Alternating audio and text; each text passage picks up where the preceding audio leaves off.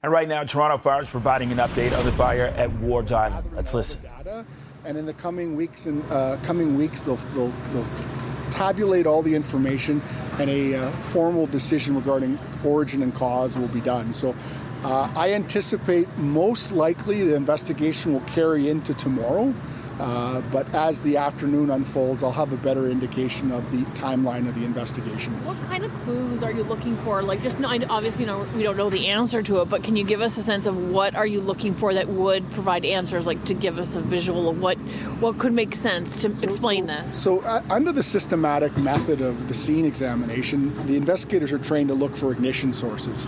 So first of all, they look at fire patterns to determine where did this fire occur, and once they've done that, then they look for ignition sources. So there's various ignition sources in an occupied building that they have to look at, address, and either eliminate and consider or not eliminate because of the extent of damage.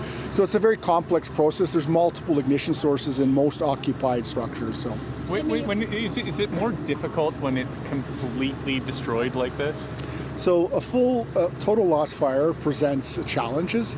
However, the team is trained to look at fire patterns and look at ignition sources. It makes it more difficult, but it's not impossible. It may rain today. Is that going to present any challenges? Not at all.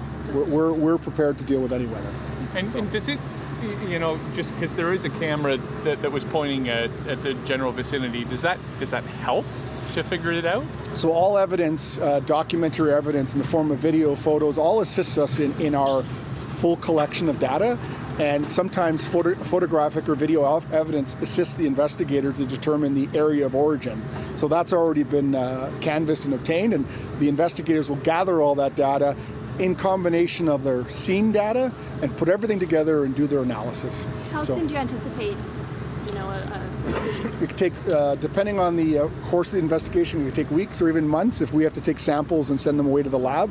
Every investigation is unique. Unfortunately, we don't do an investigation in 30 minutes and have a conclusion. It takes time. They have to gather all the data, interview witnesses, assess the information, and do the analysis. You've been walking around here. You've been here for some time. People have been talking about the trophies, the memorabilia, the photos. Have you had a peek for anything? Like, is there anything that, someone might make their day? Like to say, look at this little photo of Bobby playing baseball or something? It's definitely a tragedy, the total loss, destruction of this facility, and it means a lot to the community on the island here. Our investigators, in the course of the debris, if they do find something salvageable, they will set it aside. I haven't looked at all the quadrants, but there is significant damage, and hopefully we recover something. We'll let the process unfold. It was off season. Do you know if the power was turned off to this building? That'll form part of the investigation. So all utilities and gas, hydro, all of that will be part of the assessment. The investigators are going to gather that information. And anything to suggest like an explosion or anything like that? From my preliminary analysis, there's no indication of an explosion whatsoever. The patterns don't support that. But again, we have to gather all the data and then formulate our opinion. Thank you. Thank you so much. Okay, we've been getting an update from Toronto Fire regarding the clubhouse at Wards Island, which dates back to 1938. So the fire started Sunday morning around 2:30. This is considered a total loss. In short, it's going to take months for them to find out what exactly caused this.